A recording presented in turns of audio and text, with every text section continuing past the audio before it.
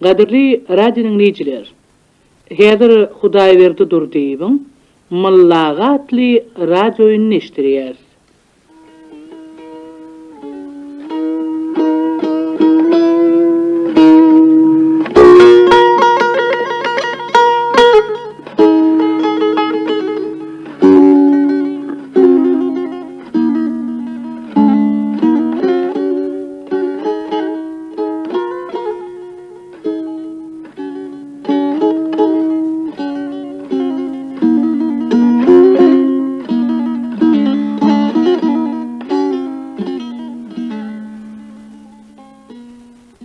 Sarayının ikaçarı olsa biri saz.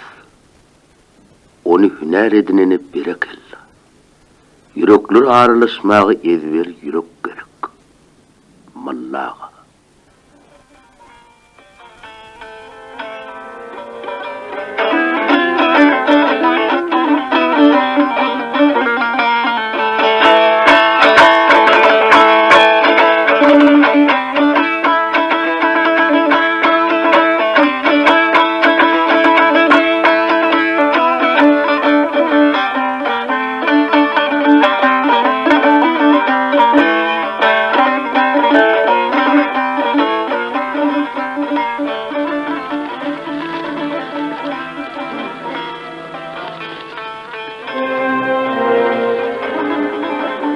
Tomsunu qarağım uzunluğun yanıp piştedi.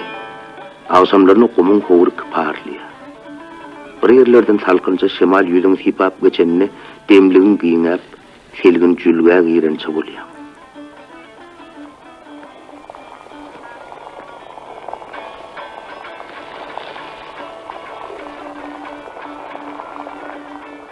Bir yağdağın koşunun yıkman.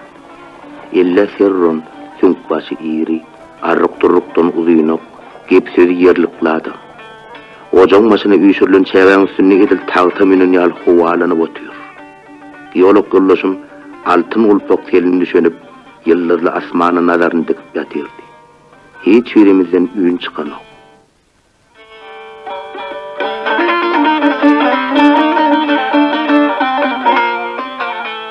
Radio priyomlukdan çykan dutarın uwady ellenmer çöl ýanglandy. Mullaga çalýar. Yollaşım yatan yerini ümsümde bozdu. Bu sahi. Ol hopuğun yaldı kelip oturdu. Biz vermedik. Sazını yedik. Olum sol oturuşuna mukamı ahırına çengi dinledi.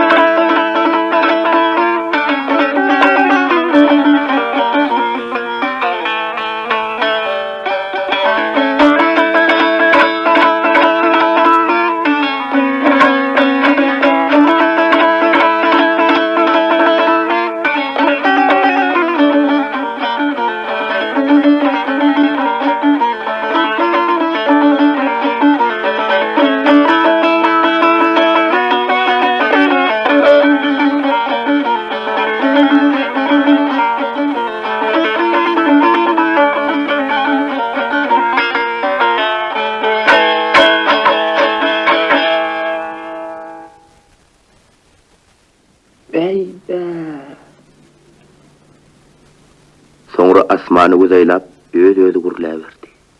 Bizim yer planetamız çägen bir bölüjük ýalylarmış. Şo bölüjükde de milyardlarça adam ýaşaýar. Onsoň bir adam alsaň, oň gögrümi ölçäri ölçegim ýok. Ýekiji dur çägäniň milyarddan bir bölüjügi. Ol başga bir zat diýmekçidi. Biz oň kepini bölmedik. Adam paygasynyň äpetdigine bir seret. Tutuş galaktikany öýüdüne tygdyryp bilýär. on güýji seni uzak planetalara uçurup bile. Yankılarda men bir zada göz getirdim. Filosoflar aýdy, dünýäniň universal sağlaşygy var. Onu barça zat özara il teşekkilliye. Olar hak aýdy. Bu saz dinlemde men özümü çägen bir dänejigi diýip däl, äpet älimin il teşekkili bir bölüjü diýip duydum. Men ýylgyrdym. Yollaşım kinayedir öýtdi. Yemin näme öte düşýänmi? Sınavçılar sade belki başkaça düşünýändir. Men hut şu pursatdaky duýmaýdym. Ay, sınavçylygyma mala öyle düşünje ýokdurly.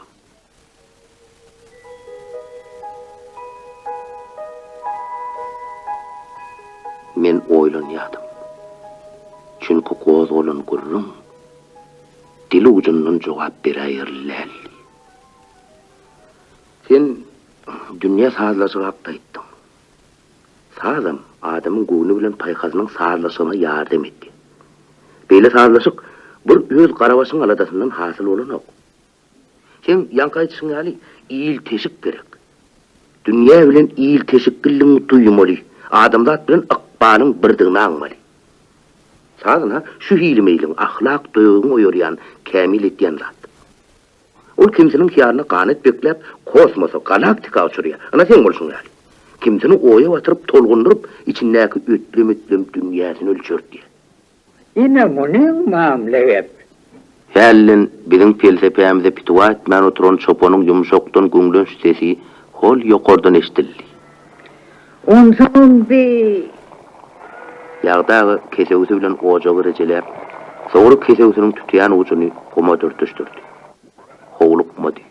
Her sözüni sallamlap, diýsem saýhally guruldy. Göwnümdäki naýsam, unarmysyňyz, unamarmysyňyz bilmedim. Şu Mully Halipaň sazyny eşdimde, lap etip aýtdygym däl. Yaşasym gelýär. Awa, beýdiýmiň manysy bar. Senän meýdanyna gezip ýörkäň, öz-özüň ünji tapyp, gurşagyň daraly. Wagt ýüregiňden daş atylan ýaly, eliň işe garasy gelen. Durmuşam asyl janyňa ýakmaýan ýaly. Şonu mahal radiýany açyp bir diňirgen ýa. Mully Halipa çalýan molta baronsaň. Dünýe liwasyny itgeden ýaly bolaýa. Bolgusyz ünjiňe mutşýag edýär. Yüreğin asıncağı mı dülüyor? Paykasına mardılıyor. O çaylı käsesini ýalnyň ýaltysyna eltip gördü. Ortlaman ýene ýerine goýdy. Saatler ölmese goýy.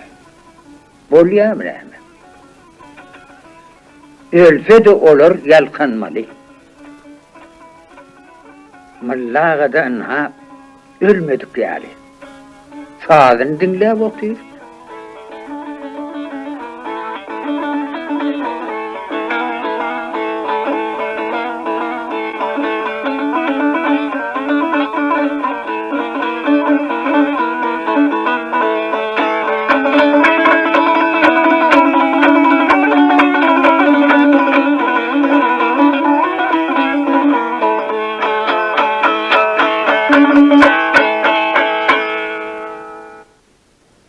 Ýagdagy biziň ýere sygdyryp bilmän, kosmosa götüren felsefemiziň magadyny sada dil bilen aýtyp oturup berdi.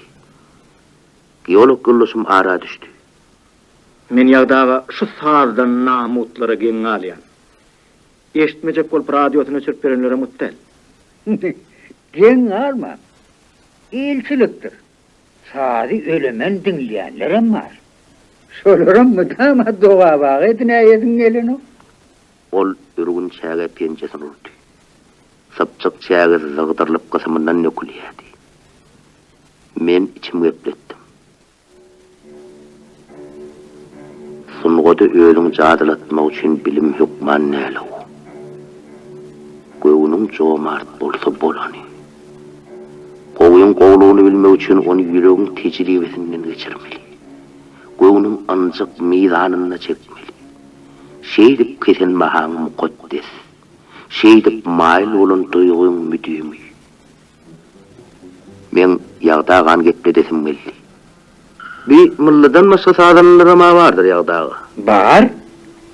Bolan goý. Adam onu öýsüp dönüp dur. Olaram dinläsin gelýär.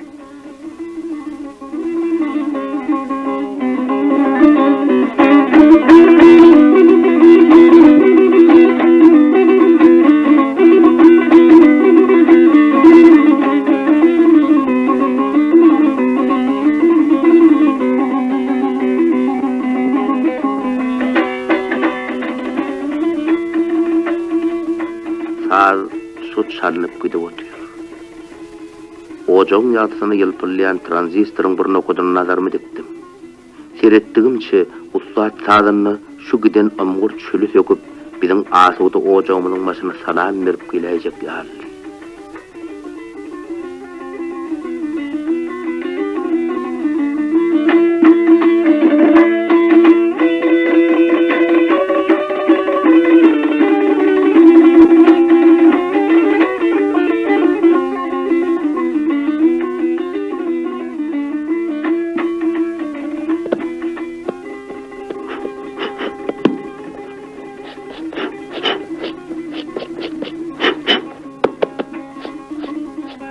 Ýagdagy gorly kulik emaý bilen sýryp, ojakdan gömme çölegi çykardy.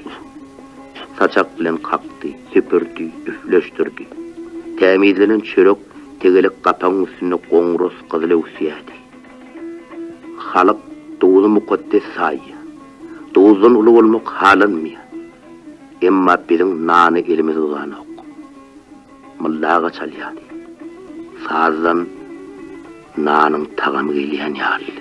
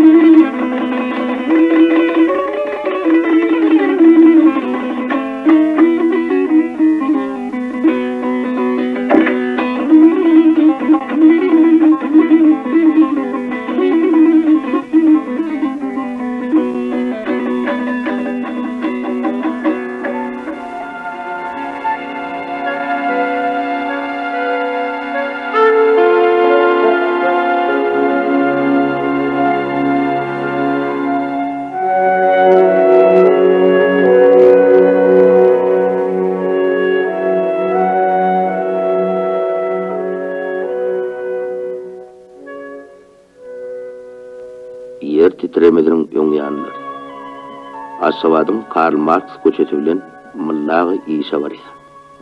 Garma donly, goňros silkme telpekli, aýagy mesi kowuşly, ýetli garny ýaşly, şäher bilen köçäp bezeg berýär.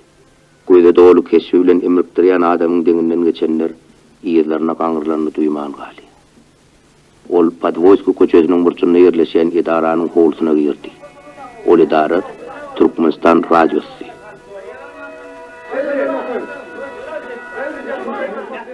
Qaragay şekillen ikat kapılar açıp ulu studiya girenini, on ansamblının yaşacık artistleri cahayın içinde korkturdu.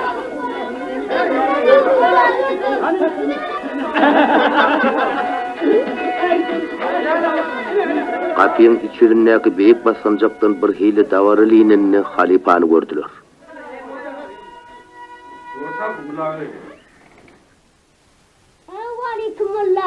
Aleykümselam. Selamun aleyküm. Ben zatça. Selamun aleyküm. Aleyküm. Tüveleme. Çağıl jol yatıştı. Her kim öz yerine geçip oturdu. Mullaga sağlığamanlık toğruşup duruşuna doğanını çıkarıp kelbege yatınni. Telpegini arkanını halin üstüne taşladı. Stolu söyülgüy, qızıl mahmallan qaplı duutarını alıp, stolla jaylaşdı. Ulun ezyaka akkoyun onun çep döşündeki yürüyüt edilen dilkavca gözünün ayağın aytım çırak sağadını çıkarıp vaqti belledi. Onu son duutarını qavından çıkarıp düzmeye başladı.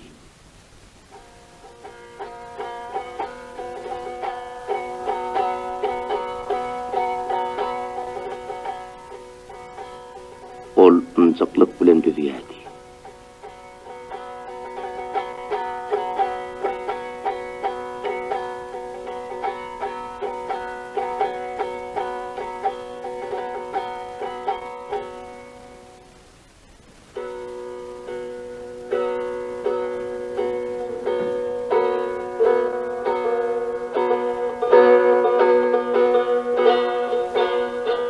Mallağı yerinden turup hatarın bir ucundan düzdürüp uğradı. Ol sağılını götüren duutarını süyen marmağı bilen qayta tingillet diyedi.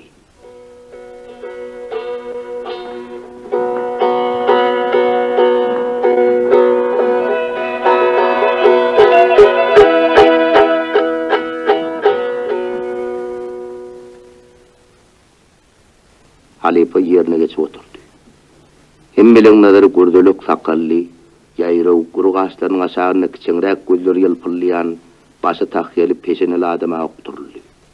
Ansambl çapo içecek yal akcamlanıp, ilkinci kakvoğa karıştı. Mıllağı ulun alına sanok, tutarını yokuşu seslendirip yepli. Öktülük kurulumu düzlükten başlayan oğlanlar. Kurulun düzgün olmasa ilim yurukluğunun hayrı näme? Şoň hiyali adamda duutar düzmäne öwrensin. Öwrenen unym teyhini elim barmady. Düzýän bozýan, düzýän bozýan. Begencimden duutarın başına yo oyun getirdi.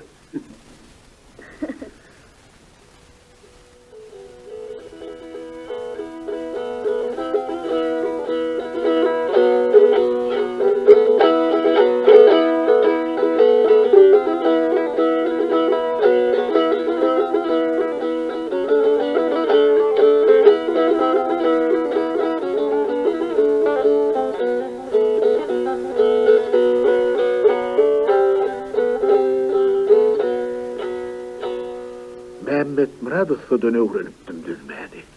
Bay, ussa diýsen ussada. Bir käriň del, mün kärig eýesi. Mullağın gözleri yağtırınıp, gurrunu has kızıştı. Arap hatyny ýaganna dagy gözüňi ilmez. Surat çeken ýaly. Düzüm, burum bolup barýar.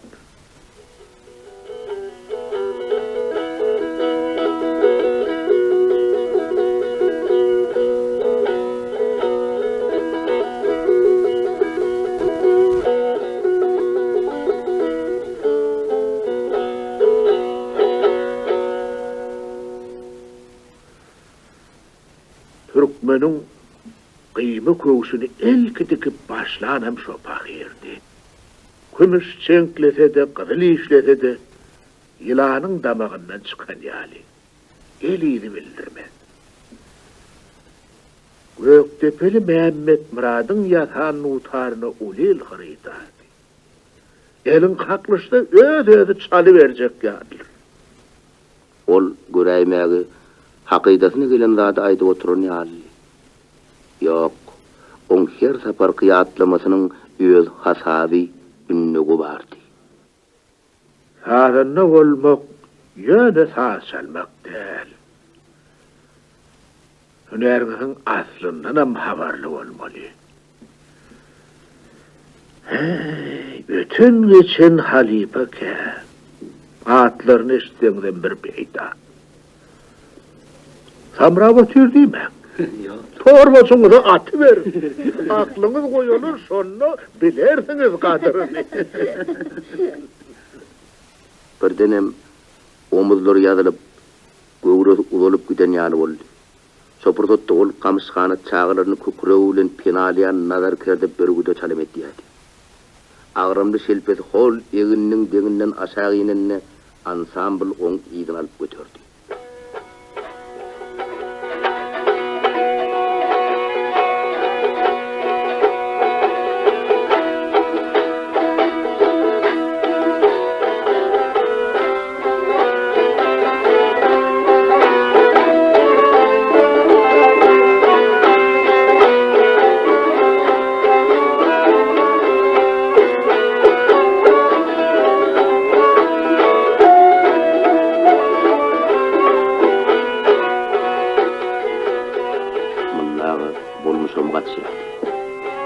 Halipaň ýognosdan jortma orak barmaklary mümkünläp, ýokjokläp, ýöze saz edip barýan ýaly. Oglanlar oň ýedine ýeljek bolup owsunuşýar. Kimsiniň ejizje barmaklary büdürýär, kimsi ýalňyşyp ala sarmyk bökden ýa-da ýene howlap başlaýar. Bijirägi öz gözüni çöp atyp, tapyňyzyny boşaltmaýar. Käýir bolsa, halipaň elinden gözüni aýyrman, özüniň her bir hereketini şonuň kamyňdetjek bolýar.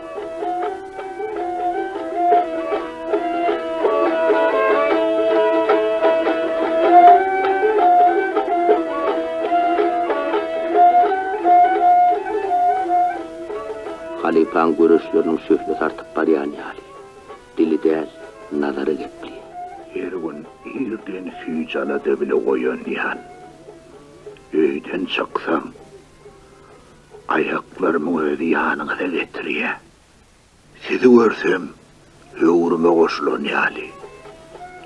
Öwrümsiňiz, gara gözli oglanlar.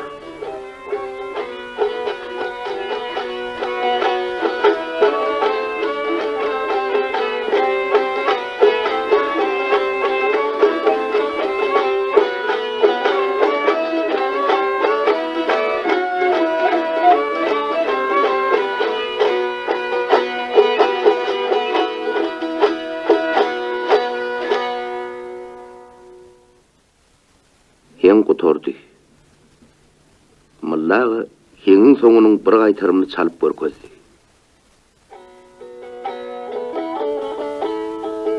Ene, şu jaga şeri ketirjedir oglanlar. Bir wada başar daýmaz.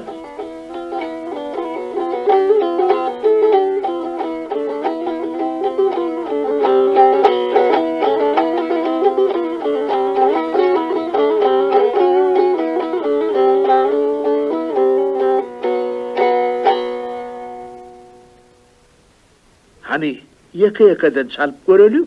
Men maşina bereyim mulla. Oglanlar gorsalyşyp gowurturdy. Gürrüşün şägirtler biri-birinden öňürtjek boldy. Halipa hemişe kysýal giň urumlyk bilen şägirtlerini ýekan dinleýärdi. Hersiniň ukybyna görä baha berýärdi. Ya degişip bälçik sözüni aýtýardy. Hani?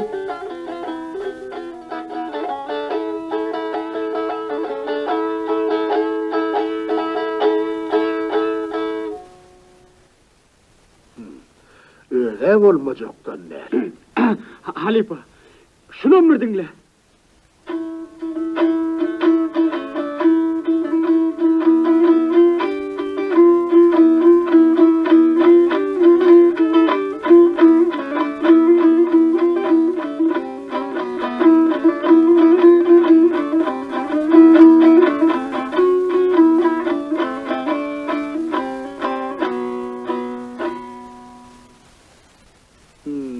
Elleňe etmejekden näl bolýar? Hayır, saçın kelleňe agram talýar eýär. Ay durun meçhulpeler. Size iyi verecek zatlar der bilaslar. Güýjüňe bar gullujan. Okuýgam geler da çalyberseň. Mullaga gözüňünde gaýmylaşýan bir topar kelleleň içinden müjasyk ýaly ak gözli oglan ömledi. Hani Beglijannyň däli. Şoňky bolýan ýaly. Şägirtleň iň kiçesi Halipaň ýanyna geldi. Mullaga oň başyn hip-hop ýanyna oturtdy.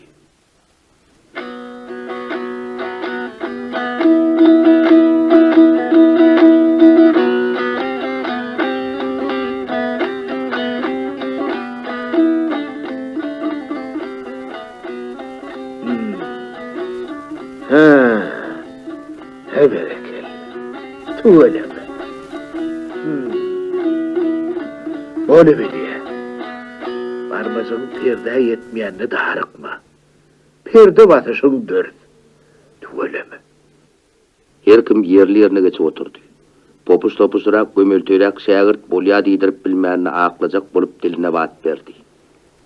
Ay mullaga senem oglan kaň bize salyp bilen näsiňler? Görüňler muni?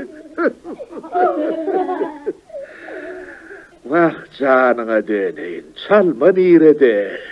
Hany o wagt beýdip anyňany oturan Halipa. Hem sade urun ýaňyz, hem aýly alýaňyz. Ve şägirt käkdi üsmide girmeýän zatlar. Bir ýolu Mullaga Qadalincik mukamynyň bir öwrümni çalyp berdi.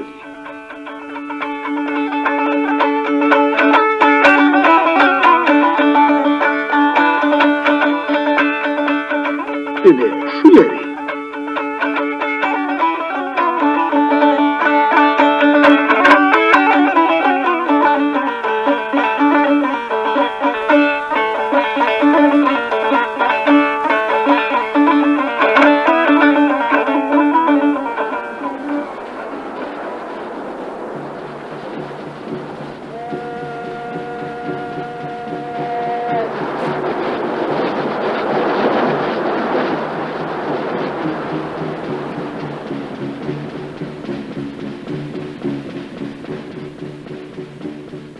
Malli Göýektepe'de oturlan üsüp piýadalap ızganda halipasynyň ýanyna barýardy.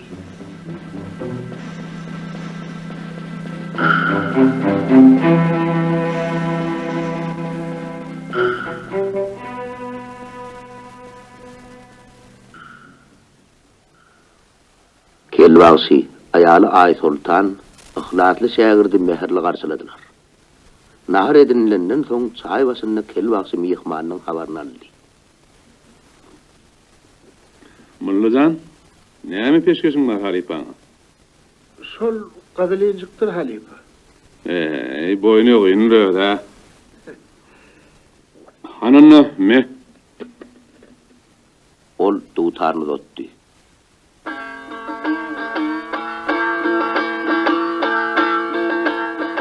Malla dutar dürüp Qadalincigi çalyp başlady.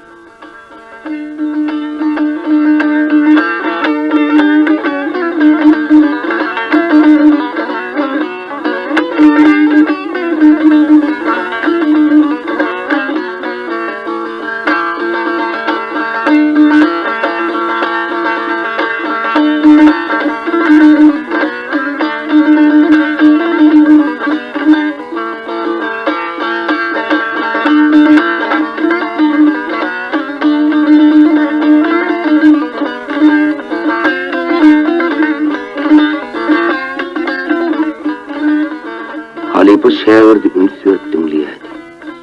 Oň gaşlary çıtylyp gidýärdi.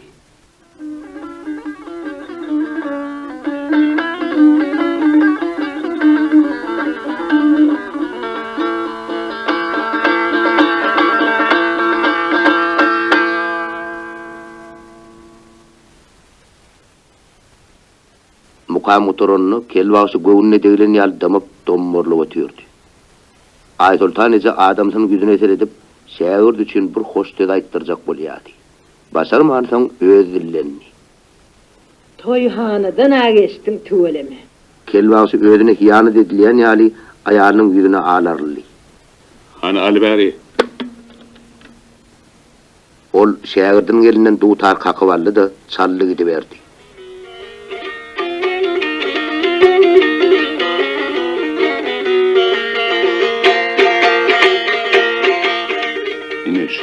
Şu yeri.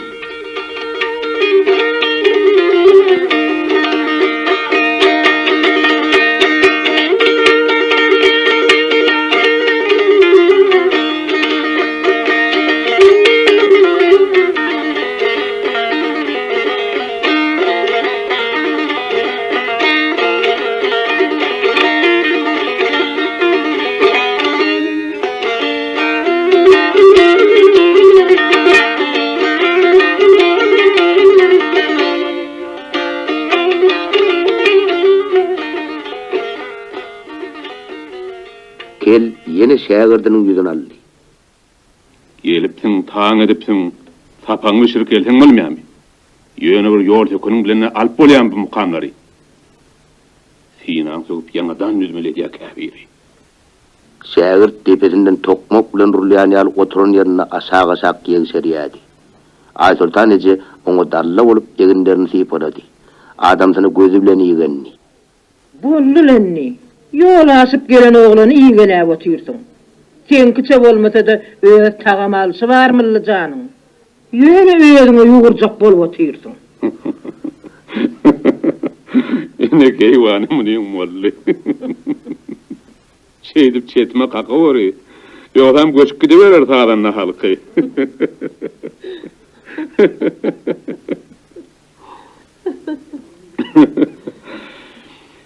Hey Mallajan. İner ýukada bardyr tazilenin.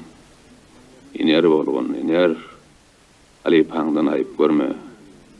Men tapan tutum däl. Hinedin kadat şeýle. Ýalanda anjyp ynanyp bolarmy? Bolmaz. Bide şol. Göň üçin bolýa diýdim, bolmaz. Öýdüň bollur gaýrat et. Gaýrat et millim. Gaýrat et.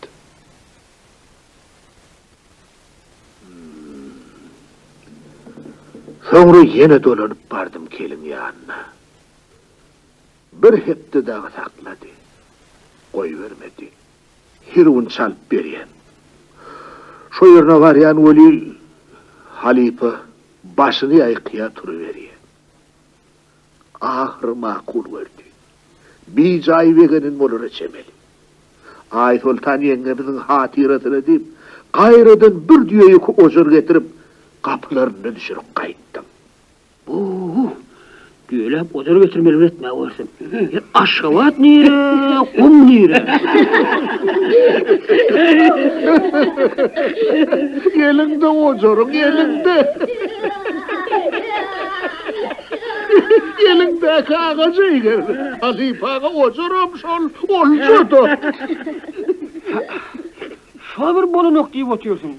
Eýger ýalym mınlaga. Hey, pälik eygermek bolsa eygererdim. Degdim gaçdym etseň bolma. Mallagan gözi çepiksi horja oluna düşdü. Ol bir hili ýekirlen ýaly tamdarasyna dümtünip ýagyrlap otyrdy. Sen näme?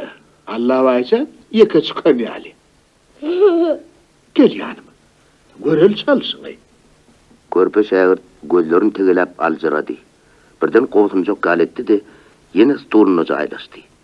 Şo wagtdan bir bezzat oňa direk jogap berdi. Sırtyrdyk mullaga.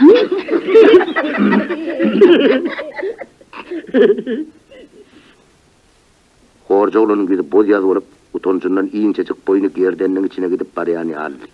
Damagy dolup, ol bir eli bilen ýüzüni tutdy. Mullaga başyny ýaýkap, ýazgyrjy nazar bilen ýanky bezzady seretdi. Men zat edemem mullaga. Balagynyň sırty deşikde, görkezäýsin. Hawa deşikmiş hemde. Bidem oğlan kak ýertip balakly kän gerekdi. Buşlu kabaryň bahar ýaly. Horja olan Hasam hamsagyp ýüzüni stoluň arkasyna berdi. Mullaga ýuwuşy geplep, şo bezzada käýindi. Gedem bolmazlar Beklijan. Ulumsuluk yaman zatdyr.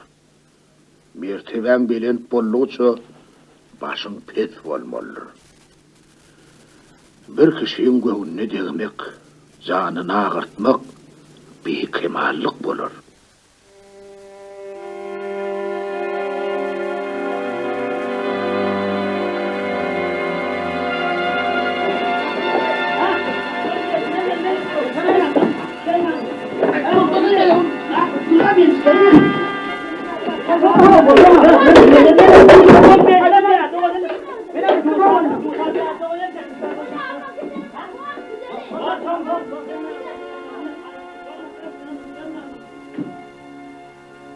Repetitsiya gotorup, hemmek çykdy gitdi.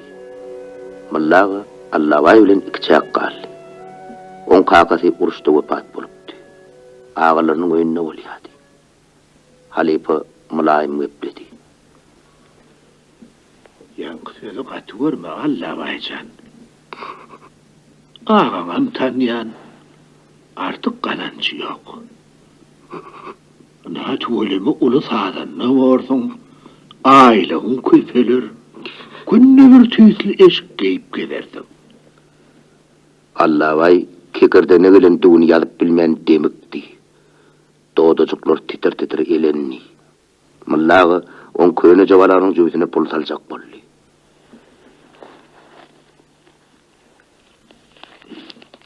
Me, balacık alınardın. Gözlerinin hanesi pürü dolana olan hamsaptı. Men gidaydan.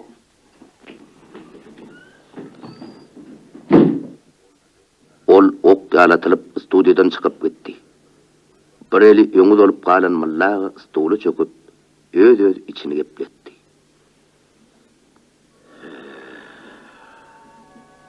Oğlunu ulu saymasan, o seni kiç sayar. Sadakana zardan, sakı sözüne zar deydiği. Oğlununa göğüne dektim. Hey, kare gözlü bağlalar, hey de sizi ancıdıp bolur mu? Sizi ancıtsam, öz yüreğim ancıya.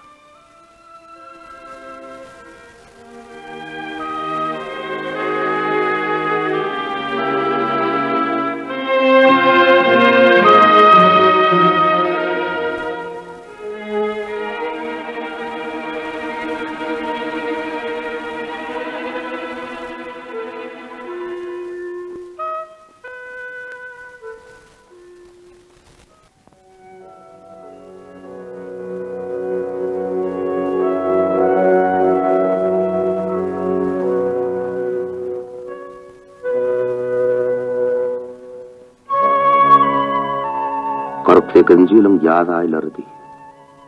Mullağın oğlanları gün gözüküp yüktülep barıydı.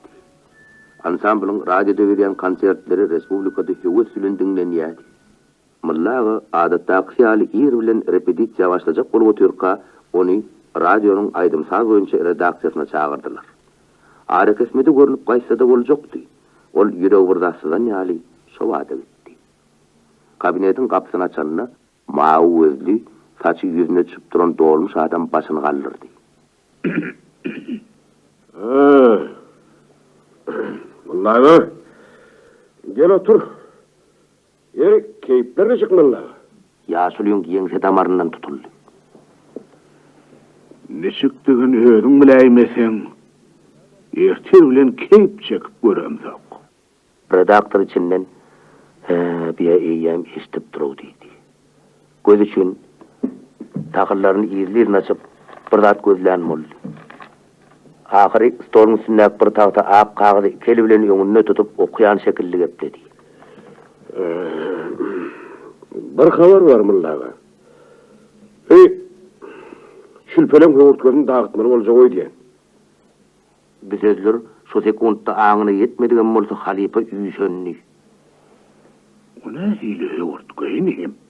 Ay sen ansamblın hıvırtlayı. Be. Oşun hıvırtlasını dargatmağa günah diyerdiler oğlan kalk. Adamın hıvırtlasını dargatmağın günahı yoktur da elbet. Redaktör kaysarlıp hükümlü gepledi. Hani gepi odanına oturmalı. Ştat kemeliye ansamblın yapılıya. Mullağın oturun yer asak çökün yalı oldu. Gözleri karan kırap gitti. Zordan gepledi. Sen emrin mi ya? Yok oradan buyruk şeyle mi? Kimin döredip kimin yatırıyanına akılın yetiyandır la mullağı. Aklım ha yeten ok. Oğlun ahırı ne çık gol ya abi? Şunca pul çıkarıp, alada ıhlas sarp edip, dağıtıp koy vermeli var ya. Olur canlı adama ne yüz bile aytacak? Yok oradan korkulma seyredi. Yoksa da onun hemmeti şotsuz oktan çörek verirdim ok. Gitsinler okusunlar adam olsunlar. Tövbe. Be adam değil yani okulup bulunur ya. Bir yani okuduğu onda ne etmeli? Entek gözün hakta görürüm yok. Redaktör eline kağıt kısmına uğradıp sevide taşlattı, görrüňli bollum etdi. Mallağı gün yar bolup otuyor. Şom havarı beynesine sağdırıp bilen ok. Öyle gepleyen yali, yoğuşlu seslendi. Yerine malli, pörlü tapılıp durmaz. O dünyaya gitmek netimiz yok ermedi. Yaşlar öğrenip şagirt yetişmese, aydın sağlımızdan derek kalmaz. Ağun imeli halımıza türşük kemirirsiniz. Düşmanlığa bu zatlar men çözemok, kanun şeyle. Kanun nilen, hali şimdi ütgäp durur oksya. Hükümetten bulur yığınadıp, munça aylık günlük verip, şu derece yetirin. Devlet pulunu anırsan beyli de pirenmez elrey. Yani sadaka paylan yali, paylap verir yani. Onçadını bilmen. Menden yukarıda da adam gittel. Git de şolardan sonra. İşte adamının beyli göğünü soğuk, bir park kuruluşunu mallağın kanğısı. Şolardan soramalım, şoları düşünürmelim sen. Yürüyte koylun adam. Aylık alıp görsün ahır şoğun için. Beyli katırgana ya neyem var aytmallağı? Hükümettin de bir gün asar, bir gün yapar. Mallağı aşağı doğduğunu kayım dişlep, başını yaykadı. Vah, düşünmesen men nalacı deyin. Oğlun ahırı şahirin yazıp oturan koşkusunu alağada yırtıp koyuversen nenensi var. Muşokkat yegası yok. Elle kağıt tutturdan yazar otururdu. Mallağı kelini ıstolu direp turmak bilen mulli. Ol günü radi komitetin başlanın yanına vardı. Başlığın yitirip tapan yal karşıladı. Her sözünü on avray hatirasını ağladı. Halkın, Respublikan önünü bitiren hizmetlerinin ulluğunu, zahmet kılbayda ordenini münasip takın yanlığını, sungotta at kılınan işgerdini öwran yatlattı. Ansambl wagtlayn yatırmalı bolun yanlığının sebebini düşündürdü. Hoşamay sözleri yaşılı qowşady. Ansamblın näme yatırlayanlygyny da düşündü. Aňy bilen düşündü. Ýüregi bilen düşünmedi. Düşünmek ona kıyın düştü.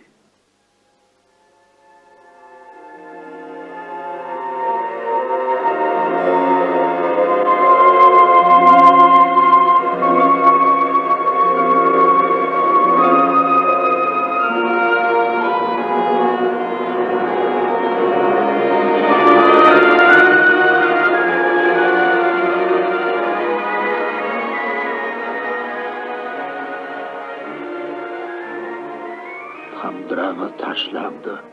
Başka kär özlem. Menden size harayı yok demeli. İkilik bolmaz mı?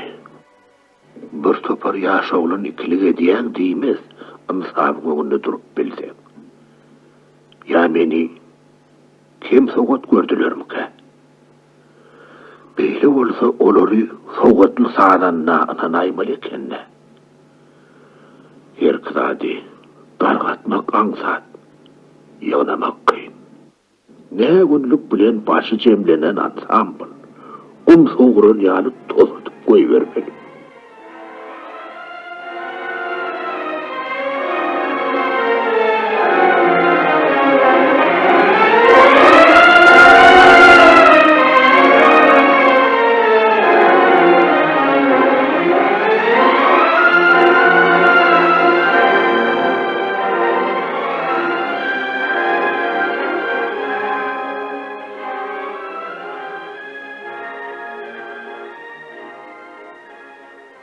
Mallağı ullun yanına varıp ardı halini aydıp bilecekti. Barmadı. Öz şöhradına çapya diler öýtdi.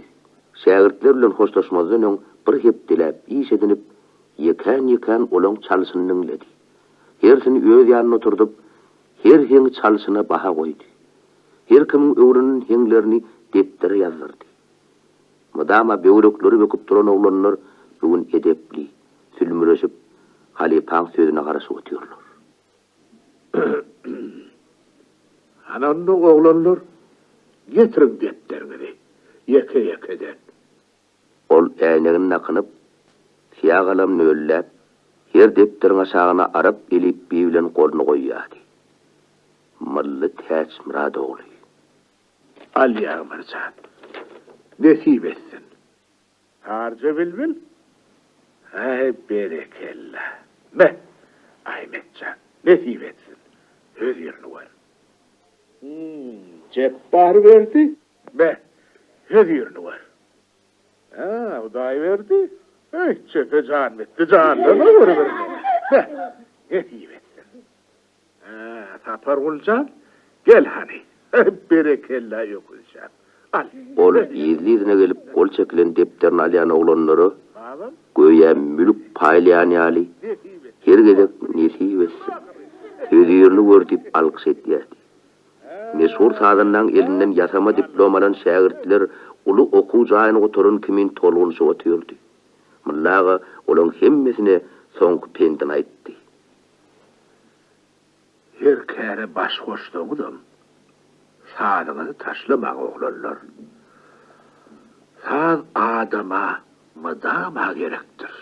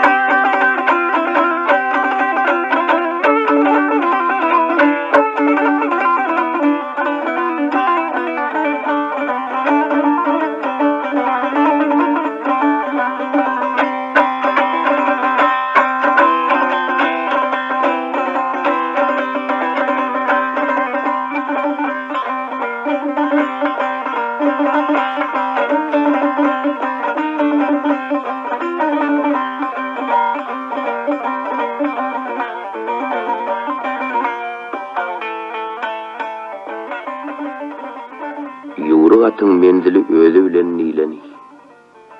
Mullaga ýaş şägirtlerini seçdi de, oň töweregi sabamady. Her gün geler dururdular. Garrojaga taqdim etdiýän ýaly. Ýogsa minni oň öwretmäge, sapak bermäge gulluk borçy ýokdy.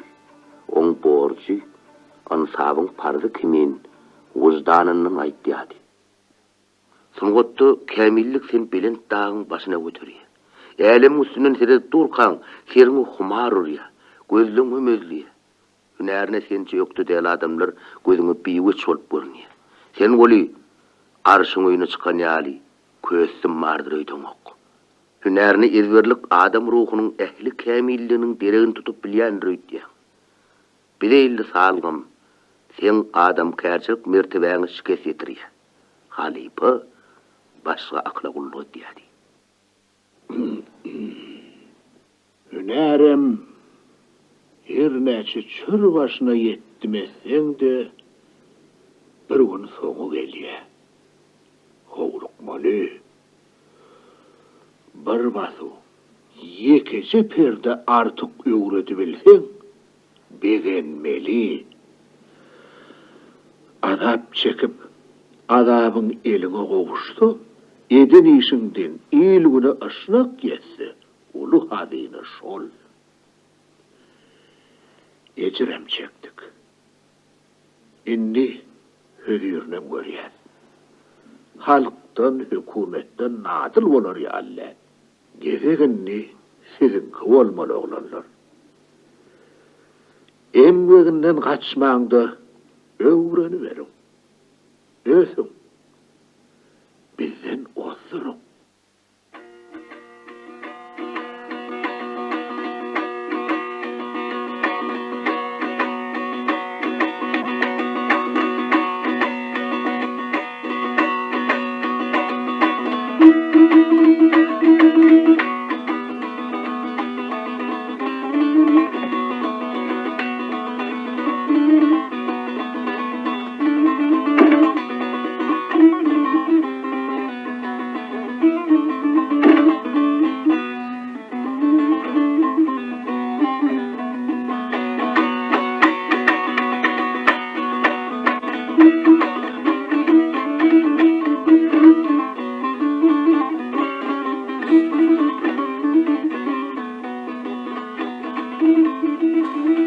Gürman Mausi tejen etrafından Aşgabat'ın filarmoniyasına yürütü çağırılıp getirilipdi.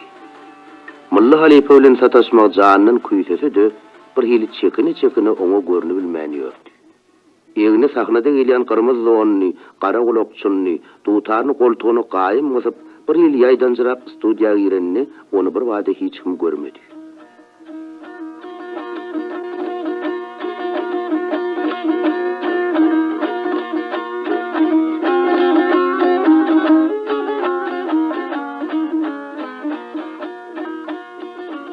Tadanny Jeppar Han Saýet bilen bagsy geldi Mehmet Uradoğlu kesi ilerler umdaşyp Mulla Gan iki ýandan gyssa oturan ýaly.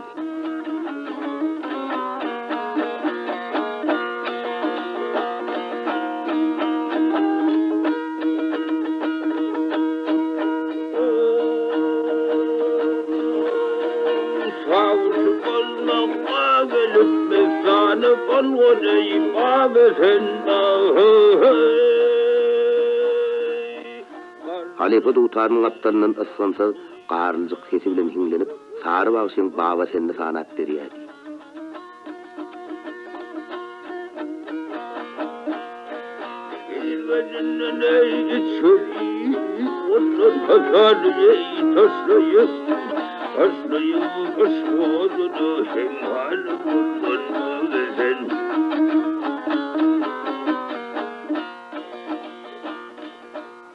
İçeri girenini ökünýän ýaly teskinjirap duran adama göz düşeninin alçak Jeppar tarsa ýerinden turdy.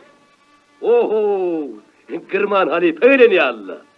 Arka tapınan mihman, ýüpüň üstünden ýürýän ýaly sirasa wädimläp, Mullagan kaptanyna geldi de tagdym etýän kimin egilip, iki goluny uzatyp salam berdi.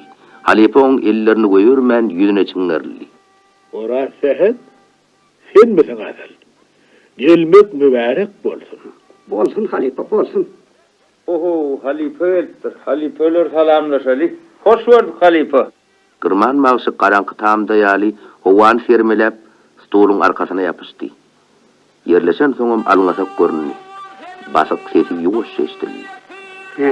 Çynadymy tutdyňyz o. Berekella, diliňe gülmetdin. Mullaga içinden sesine mehr çaydy. Aşgabatly bolsun, oň bolsun. Bolsun Halipe, bolsun. İyiliň dilinden nüşegok, degen ýer. Ýöne gara görmän bir hili. Mihman ellerine ayrılmaz kiri yokşan ýaly bir-birini süýüp gösterýärdi. Hak söz Halipe, hak aýdýan. Her gün seni görürmen. Ýöne gün vardyr da. Mullaga oňa aşaklyk bilen sinetdi. Ol gözlerini süýüpledip bir zadyň humaryny memreýän ýaly bolup otyrdy. Üstü başı çüpröwrek, halparan doğunyny men amanat diýip gyrýan ýaly. Jepparyň ýogyndan garlyjyk güýçli sesi studiýany ýanglandyrdy. Gürman Halipe nene bolsun ahwallar? Mihman onu ýaň tanan ýaly boldy. Ha, Jeppardan gelmeyi şükür. Göwren kiçelen ýaly, janyň mersagmy? Tut ýal Halipe, tut ýal. Gurrun alşyp gidebermedi. Ara bewçuňlyk düşdi. Mullaga çala kakıp gözlüğünü çalýardy. Mihman şu demde özü gördü. Ýaýyň kırşýal dartylan gowrusy ýazylyp, ennamyna jan suw çaýlan ýaly boldy. Sadyň wazyny ýüzüne urlanyp, gözleri uçunnap, başyny çalaja ýaýdy. Iki diýdin mekan penjeren barmaklarynyň uçlary müňkünlýärdi. Dodoklar gaýta-gaýta gymylýardy. Berekella.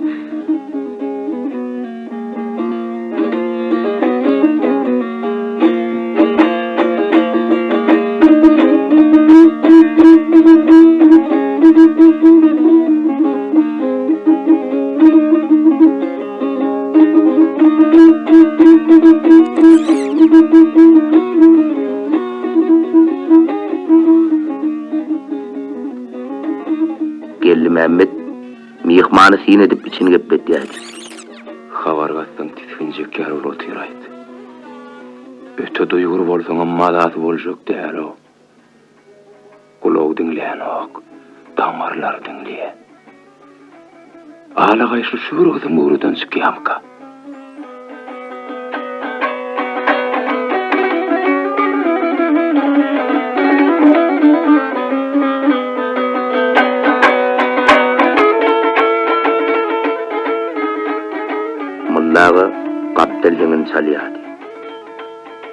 Aman dinlediği sümmü bekep, gocurlanıp baryan yali.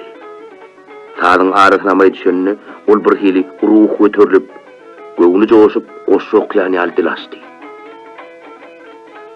Kemer beyip dağ, kemerinden gödaçan çeşmeti yayılıp yayrap akıp gidiyordu. Dağıptan teperrik, kantan beşti. Çeşmeğine bereket halifa, bereket tap.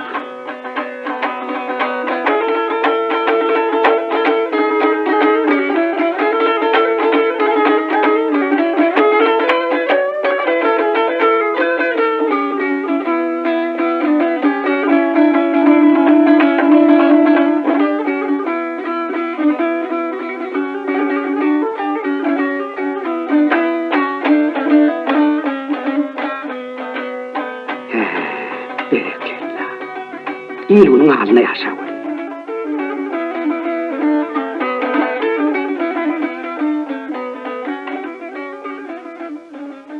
Mallağı özünün öwliýänine müýün etdiýän ýaly dowtaryny aşak goýup oýlany söýdi. Sene mäbir çeşme bolmaly. Hani hiňlenme hiýalyň ýokmy? Hiňlenmän näme? Ýürüte öldüre. Berekella Cekbercan, berekella. Usip muka halipan yanına. O sebepdir. Senem kiçikirim halifa del.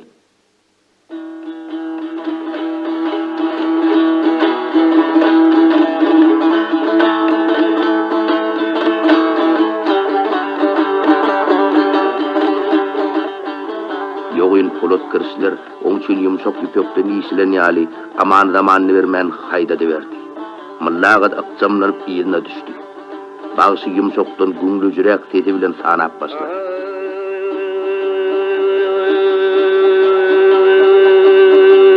Ýokmak bilen sardaşay bolsaň bir tagat. Akmak bilen sardaşay bolsaň bir tagat.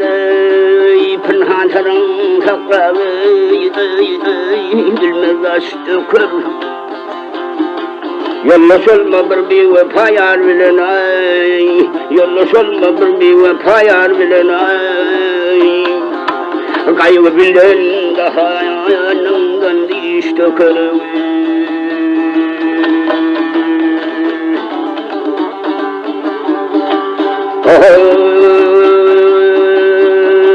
Bedasıl ve çörmezlerle ibaşın besliğin. Bedasıl ve çörmezme şunmesligi kelpede yuturmalı. Arzarmaslığı kelpede yuturmalı. Arzarmaslığı bilgin uzak gitmen ayı dostluğa. Gahr gelse depeye üzründe açtı kırığı.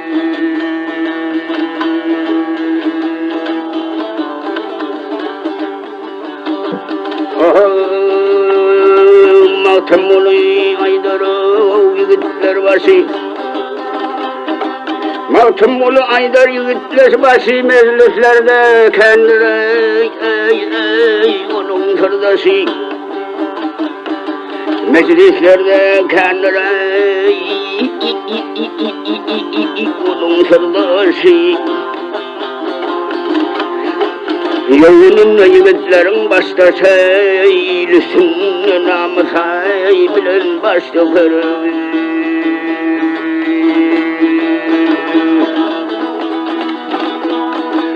Hele emrime nedir ne emrim, emrim, emrim, emrim. Ben de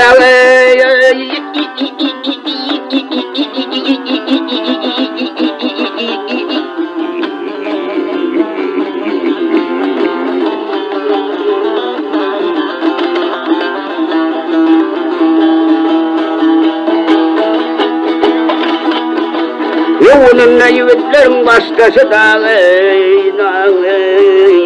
iyilisin namı sahibilen başta kırır.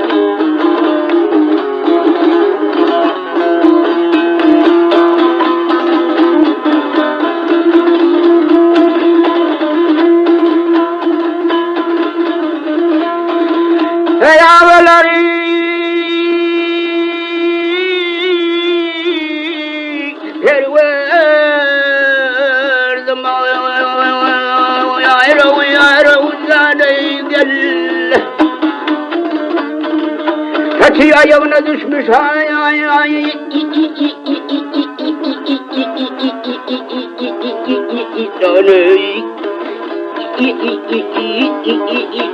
Vah Leyli.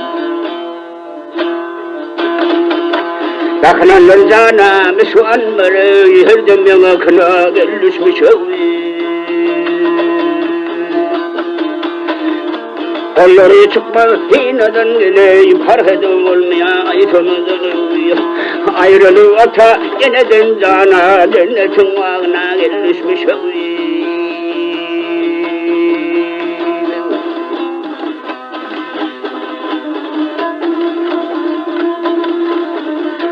Hey bir bağlanayım, ey villaleti,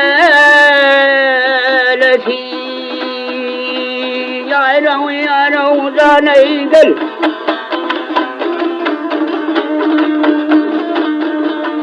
Bir şehrin amnana tay ay ay. Eli bilen ağzını bäsleşdirýän ýaly ýöleriniň joşuny alyp mewjap barýar. Boğazından düğümlenip toğulunup çıkyan çukçukunu tapın yüzünü tasıyan ýaly barmaklar damja owada gaplýady. Kızmagalatası yok başyň ýygyna halipa zordan erýädi. Olar 3-4 aýdym kowalaşdy.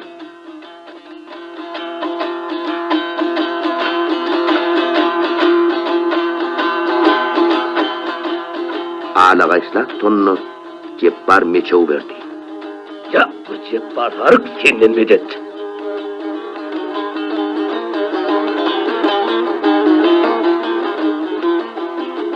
Bağısı yarısıp, düğülüp, yerden götürülmeğin meyil diyen ýaly. Kıygırı bakali. Yar sen oy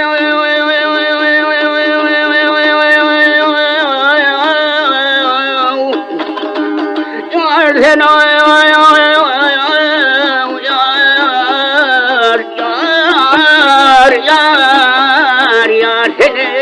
yar seni yo ay havaları uçulur barsanlarlı yara vah vah salayan diveysen Barsan ayıp ala gel gözlü zâle şirine Barsan nerede yara vah vah salam diveysen gelevi Ağım kardeşlerime salam diveysen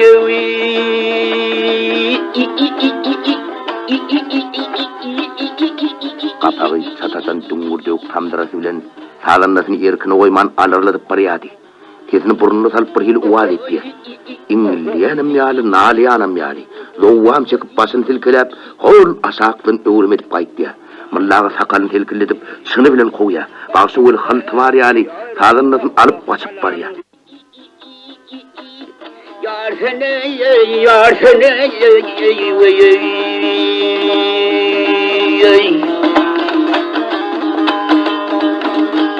Döwre çökreği hazire yüzde görünür Ağrıması suvali vanı yeridir Varsan ayet ala gel gözlü zâle şirine Varsan ilerli yara vah vah salam diveysen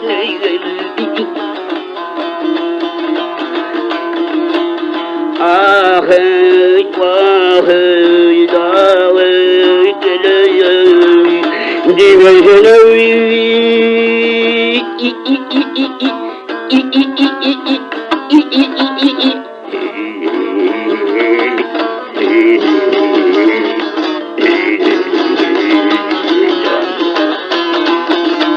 Varsan nerede yara Aşrahmet canım vah vah gülürdü Diveyseley Leyli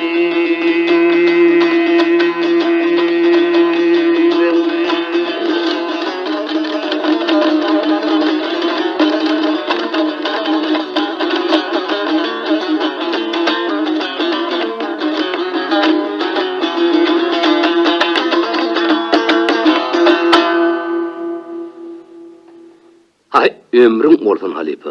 Ol. Aydamsız özünü da ama yağlıklı sayan yali bağışın başı aşağı iliyadi. Dinleyicilerin damması on kalcan yüreğini beter kalpıllattı. Be! Ey halalın olsun.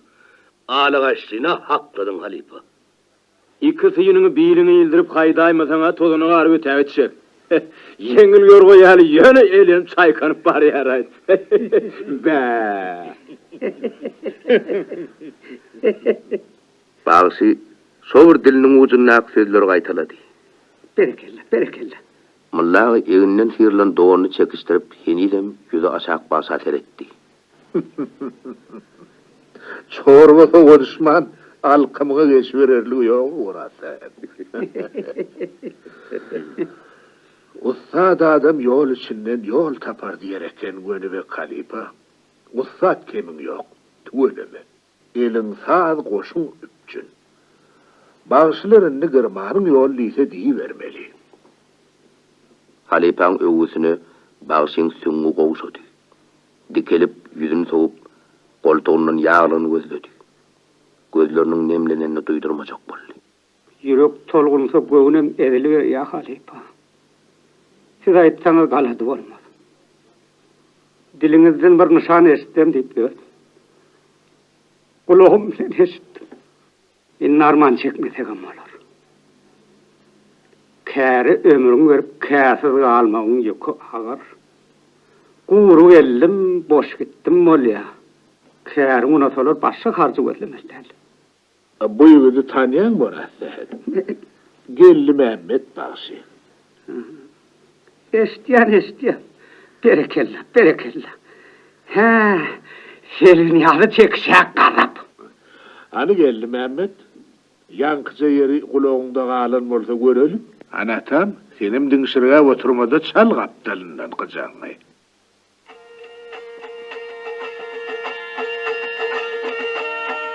Göçünlü bağışı haydan hay ceppa bilen karşılaşıp tutarının kulağını dağırda çekiverdi. Ol şavardan şelpe kakıp şuvelonla aytmak hali yadi. Tutarın bokurdağından kısımdan yal edip oğusuna vuranını sağlığına kunt düşün yal sallamını kakular bilen bağışa emretti.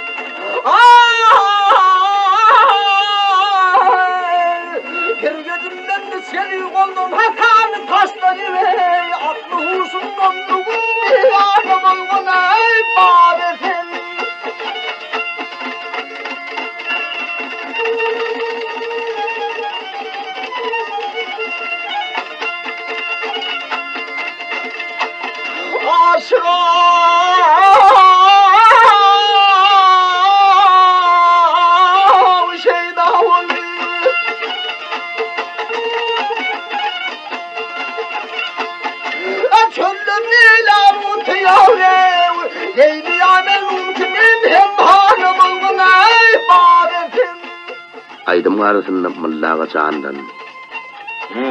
Aşağı bırak, göre.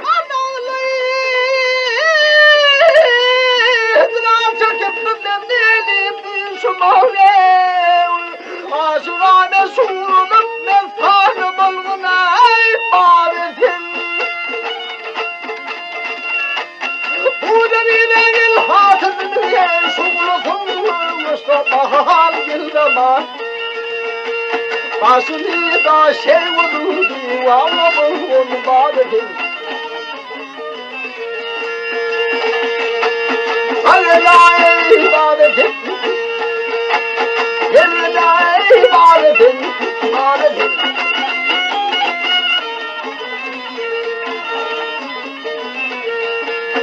Aslıcıymış koluna pervanlı bu ibadetim.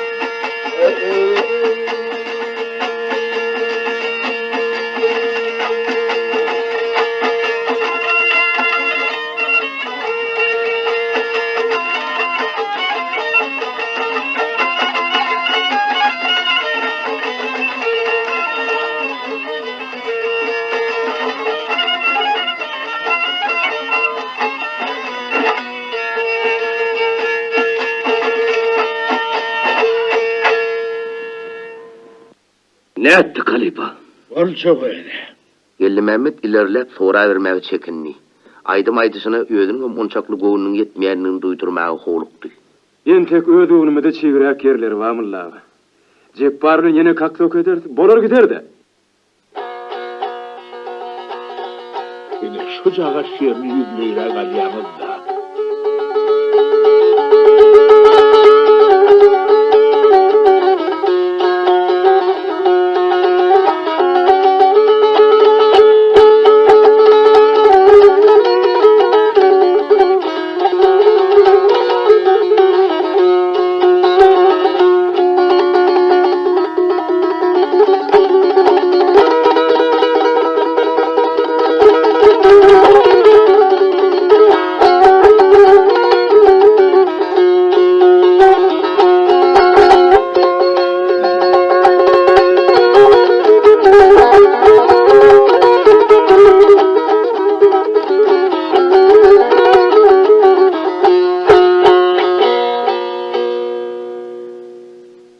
Görün de, radyoda Aydar'dan ha irrak yani. Ol ümsem oturan gırman maqsat tarabe uruldy. Harı varsa Aydar'dı ölçedim. Ben Enni baba sen aydılsa, Tahir'in sesi kulağıma gelip dur. Berkele. Mehman gozgonjyrap bir çen bolanyny aňyp ruhsat diledi. Yaňem sen gibi ýalyanyňyzdan aýrylasym gelen akali. Turmokçy meni ruhsat etseňiz. Depämi göwe ýetirdiňiz. Görüşmersmi, başyňyz sag bolsun. Sağlıkta görüşürüz. Sag bolun Halipa. Halipa oturmalı senin de enter. Gidiverecek mi? Ay berekallah, heril verdin ay. Bir de asıl eştenimizdekiden kat anarda heril verdin. Gelip duruver oynuyordu. Gelip durun o Halipa. Bolya tağman mara. Tağır. Olya sag bolun. Gırman mağşı ýeke hoşlaşyp çykyp gitdi. Gelli Mehmet onu ýola salmaga çykdy. Siz kim maşwarasyňyz mullaga? Şolaň iň mükdelleriniň bir bagşy ýatamal bolsa näderdiňiz? Şertin acep parça diýeli el paýdal. Heriniň öz ýeri var, ýeri. Ýönen ha orasalyň sesi. Sary bagşyň eli. Gırmanyň bokurdagy bir adamdy jemlense, bagşylyň seresi bolsa gerek. Bokurdaga bar gırmanyna.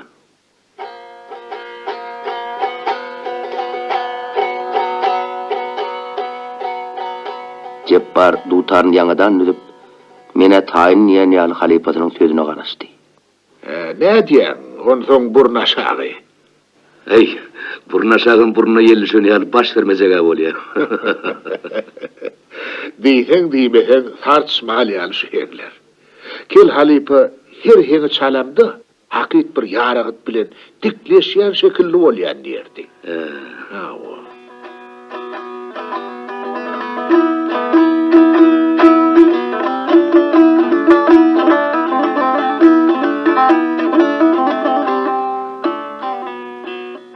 Ceppar ýeňi ýakasyna agyşly ak ýöpek Ukrain köýneginiň ýeňini çermep, burun aşagyň çetinden girdi.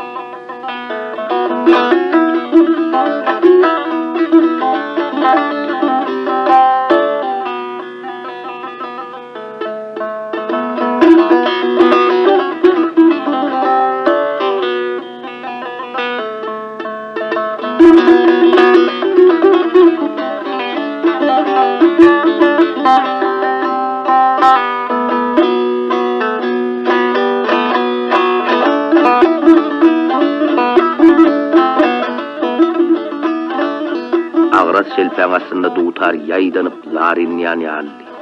Sağınlı gülü barhat dözümlü darıya. Gözilmeyen tilsimli uvazır ut koşup birdenim sıçırap, yayrap gittiyadi. Oň çalşyna dil getirmäge milt edip boljak däldi.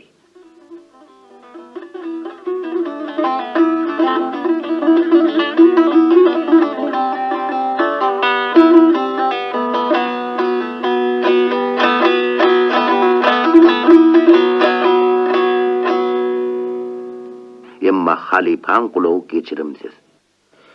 Hey Ceppar Vertcan, ine şu yerinden özgötüp bolýar.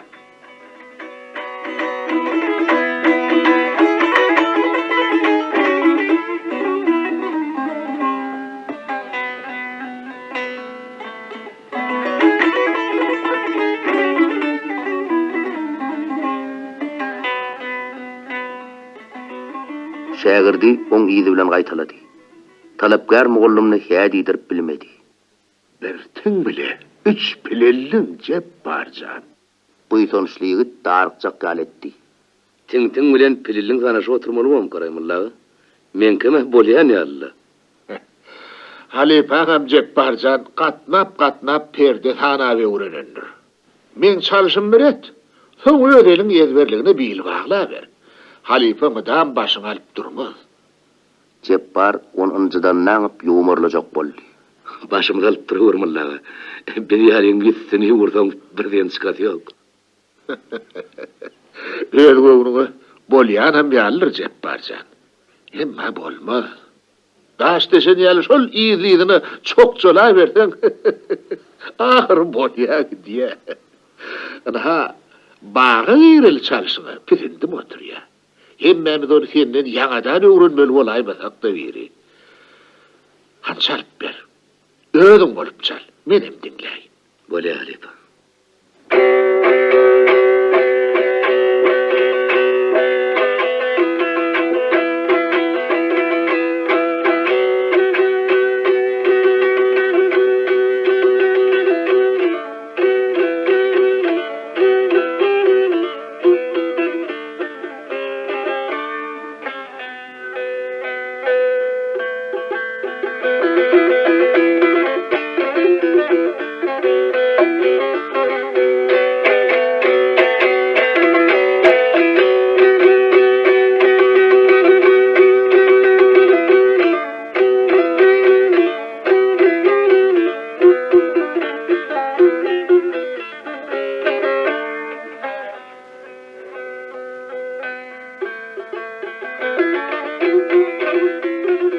Mallaga duutarın kaptanını söýäp dinleýärdi. Ceppar çeppekeýläp joşun bilen çalýardy. Goýa duutarın owazyny oňmoşlap, ýogurup ýanadan ýasaýan ýaly. Tanrıyan barmaklar birden tarpyllap perde degýärdi, perde arasyndan täsin owaz tapýar. Ýene-de şirwan eňi. Galgyan golunyň ýelginine ýepek koýnunyň ýakasy ülpüllýärdi. Ýekece basuwdunam kim tapyp bilmeýän Halipa begen ýerdi.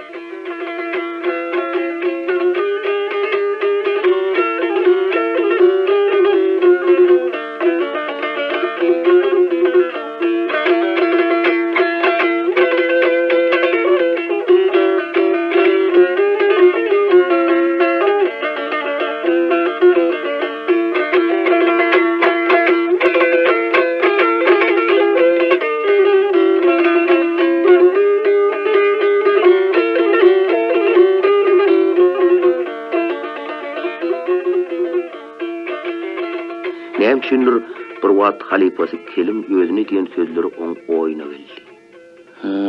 Oğuzların başına çolap koyvererçe bolup soňmaly. Bu sözler ötüp giden ahwalaty mullagan ýadyna saldy.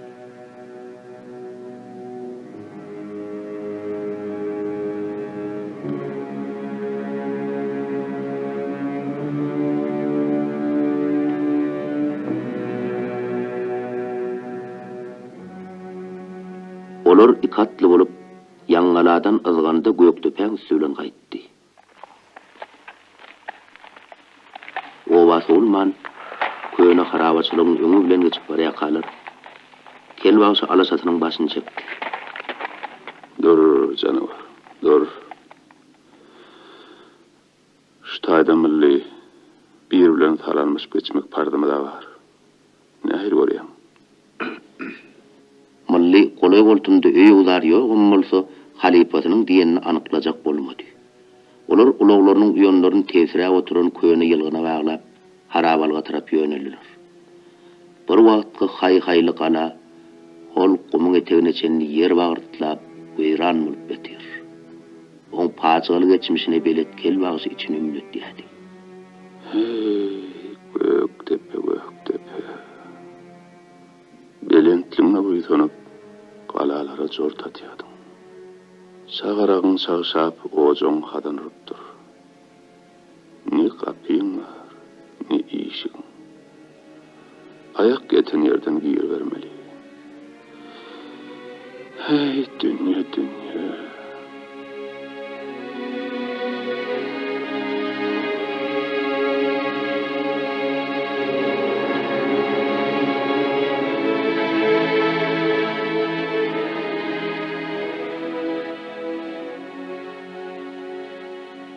Olar kalaň aýtymyna girip, şep çalamyň, akan çokanyň çilen barýa. Kelbaş käy ýarym sägilip, göýe ýyz çalýan ýaly, çala tuturyp bolup galan, çal tommuklar siňe sinliýärdi. Sol aýlanyp görüşlerini, ol ahyry bir tommugyň ýanyna ayak çekdi. Şümüke canlarım. Yer bilen tekillenip güden gowury tanajak bolýan ýaly, egilip eli bilen madaryň ýüzüni nırmalady. Owa şule. Ol bir hil dawara bilen çök düşüp, jaýlaşyp oturdy. Mallam oň bilen ýeginleşip aýagyny etdi. Emma gözlerini elekçelik edip, halipasyna soraryn nazar bilen bakdy. Gönü halipa bolmaly şu ýatan. Bismillahirrahmanirrahim. Kel ykjamlanyp oturtdy. Do doktorun çalaja gymylladyp başlady. Olaň dogasy ulaga çekmedi. Olaň keramaty ýüreginde. İki saatdan madaryň aşagyndan täsin owaz eşitiljek ýaly tamaşap meşhur halipaň ruhyna sığynyşyp otur. Ýene de kelbaşy başyny göterip bak semmolun şowguny gala ser saldy. Kimsiniň göýek gantynyň, kimsiniň damak gany. Kimler kucağında saat sally, kimler aýdym aýtdy. Dilimiziň senasy iki perdämiziň biri gönmek. Ahyrky paýyň ne bir pençe kom. Sadagat boldum. Ol eğer ölüp ýeňe maýlanşyna, adam ömrüniň manysyny şu ýerde düşünmäge gelen ýaly tähimli işletdi hadi. Biyere gelmeginiň düýp maksadyny aýtmagyň ebetini gözleýärdi. Owa milli ikimidem näme ýytranşdyk, ysnyşdyk. Şägir halipa bolduk. Kim gider, kim galar, adam ol bilip bilmez. Halipaň madaryň başyna aýdýan. Menden öwreneniň özüňden joşanyň iýilgini. Kärini emredip bilýän. Sözüm ýok. Gönüýek halipa maňa pata berenne, o soruňy başyňa çolap goýberçe kaddy etdiň. Inni büdüremeseň, menzil aşyp bilerdiň keldipdi. O ýönden sözüni menimle saňa diýän. O soruň başyňa çolap goýberçe boldy. Tuğulama. Saňa da sözleri öz şägirdiň aýtmak nesip etdi. Malli ýanyna dünýäni öwrüp çöwürip oturan halipasy birden beýle aýla güdäýer öýtmänni. Kelbaşy merhumdan kasam içýän ýaly iki penjetini madary berip alnyna togap etdi. Özü gepläp, özü bozulan halipasyna yararly söz diline gelmedik şägirdem oň arymna ýerdi. Ýüregi ýukolan ýaşyl sadanyny hamsagyýardy. Gönüge ölünden tam. İlklikler olmadı hafından. O ateştilenmiş. Şu ağıtam kellämi çidin mürdap tamdırı çalınyan yali. Halifan kudrotum kaçarlarım. Malliğim yüreğe atılsa. Halifasının mehrem söz aydası geliydi. Emma duygusuna layık söz diline gelmedi. Koca halifa, yüreğin nefesleyen ırımını peyselsiz bir cay etti. Madardan bir pençe kum alıp, yerinden turdu da, mağlayını devirip yine madarın üstüne septi. Seni penalanığım kurban olayın.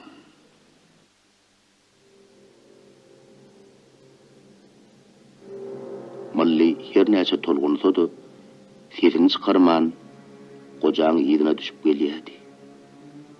Kaladan çıkıverenlerine mılla ayak çekip kelbağsa yüzlön. Beren patağı Tanrı yalkadın Halipa. Adına çırk getirmeyeceği var.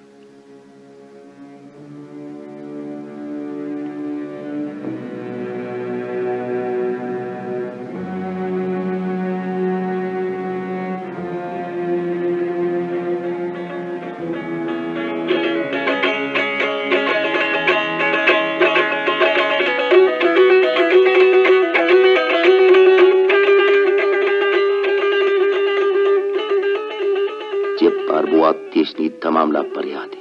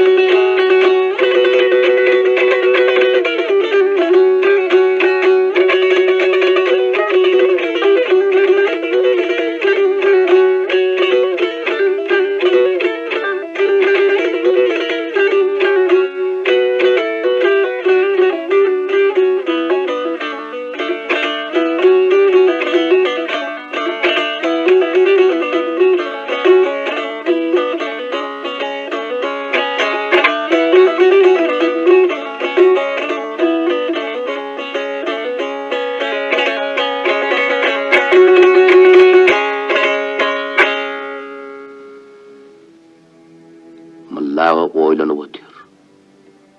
Hoğlupman cümlelerinin arasına dini verip gepledi.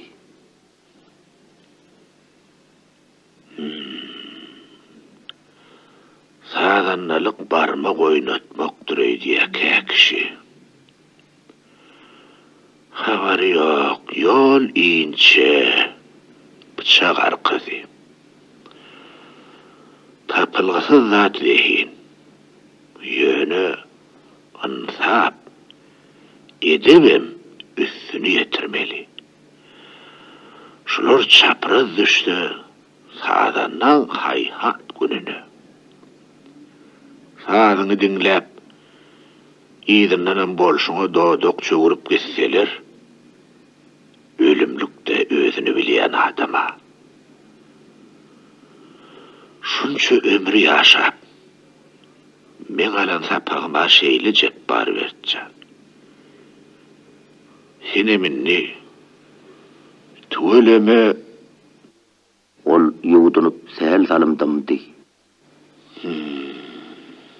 Senem oğuzlarını başına çolap koyuverir çoğullun.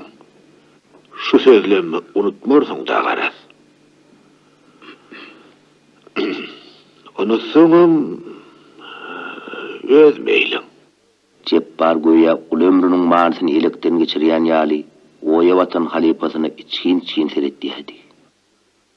Ustadın sabi edebi sadınna olmullem kamıllağı. Bolmalı. Men bolmayan naqtın aydiyan. Durmuştur kamıllağı. Görüverdim. Görün son geç olaymasa. Ömrümü ökün çıkartılmasa goy.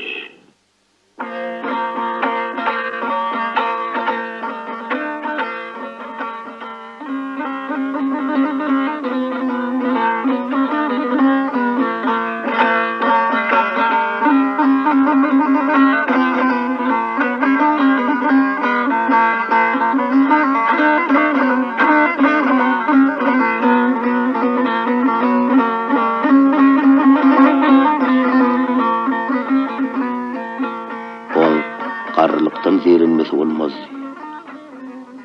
70'ten ağın soňam mukamlaň durkuny bozman radioda çalardy. Emma bir gün radioň akşamky konsertini ol Jepbar Hansayat bilen bile çalmaly boldy. Halipa gaçdy, şägirt gowdy. Goňrubaş, gelemenler çalındy. Heterlenem sagaman geçildi.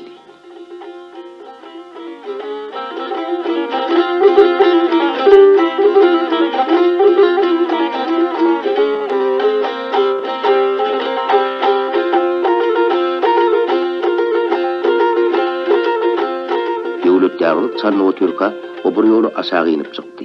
Yeni inni, yeni çıktı. Emma şoburdadı qaytaladı oturdu. Mukamın son haqidatine gelmeyen alcıradı. Sessiz heçelle kapyan mikrofonu göz düşüp, Hasım elini çaşırdı. Gözlerini tegelap Jepbar ümledi. Halifasının yağdayını ağın şägirt, sepini bildirmeyen yüzünün uğrunu alıp çıktı.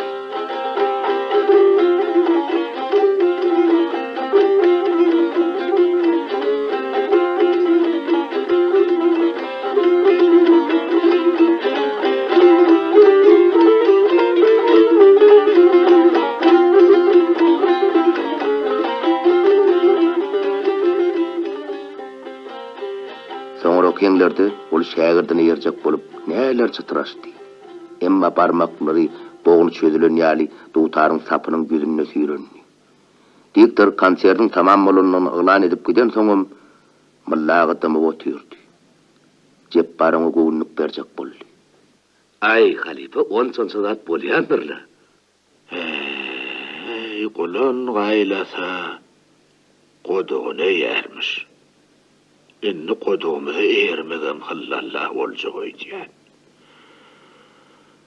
Qarralık, gariplik, ölüm içisi, bilmedim, haythulu, haythu keçedi.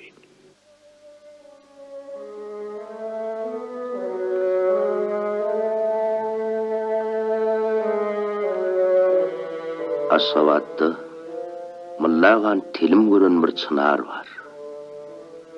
İyi misalalıkta sayesine varıp din salsan, öz ses etdiyen ýaly. Köpü görün çınardan sorasın gelýär. Dillen çınar. Ýadymda mullaga. Ýadymda.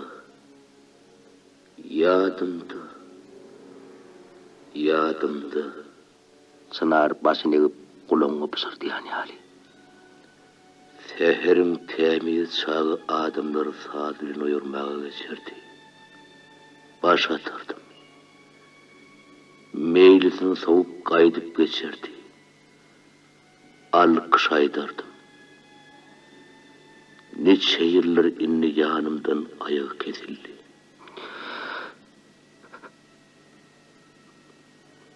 Mullaga yogunni. Sen ondan razı ol. Ay, bolmanır. Parasatlı çınar paygas etdi. Eğer da adamları çınarı demeyeňiz, farkı vardır, bilseniz. Bir gün kara yel gelýär, çınar yıkılýar. Saýasy özü bilen yitip gitýär. Eğer da adamlar ölse de, saýasy diýerlere galýar. Adamlar çınarlara deňemem. Belen çınarları, belen adamlara demem.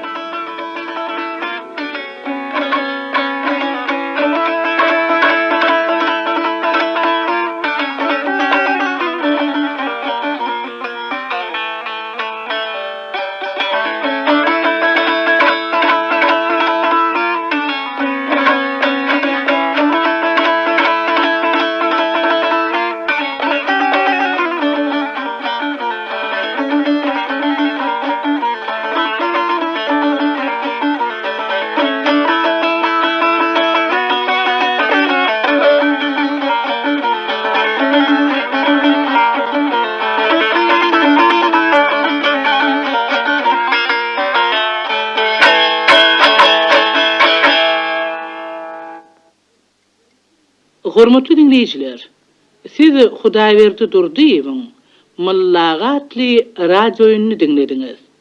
Gatnaşdylar hem de rollary ýerine ýetirdiler.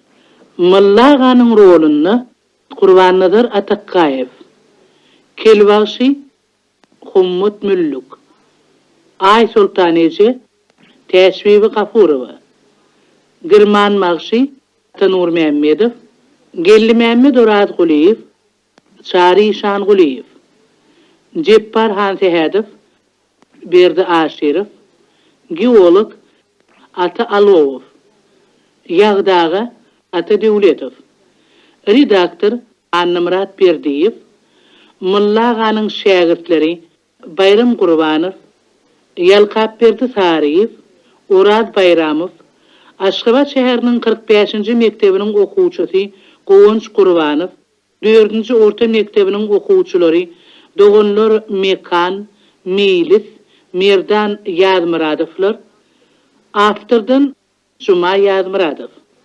Mullaganyň şägirdleriniň saatlaryny çaldylar. Annesit Annamuradow, Hojamrat Towtaýew, Daňatyrywy Fadynak Respublikan Saatçylyk Uçilişetiniň dutarçylyk bölüminiň okuwçylary we Türkmenistan Pedagogik Songat Institutunyň Halk saat gurallary bölüminiň studentleri. Radioýuny German Bagşynyň aýdymlaryny Murat Şeýh Durdyýew aýtdy. Radioýuny sadynarlyk etdiler Atawliýew, Ýagmyr Nurgelliýew bilen Aýmammet Aşerow. Radioýuny goýan Juma Ýazmuradow. Ses operatory Yalkap Berdi Saryýew. Redaktory Tirkeş Tadikow. Bu radio oyun Türkmenistan radiosynyň edebi drama gepleşikler redaksiyasi tarapyndan taýýarlanyldy.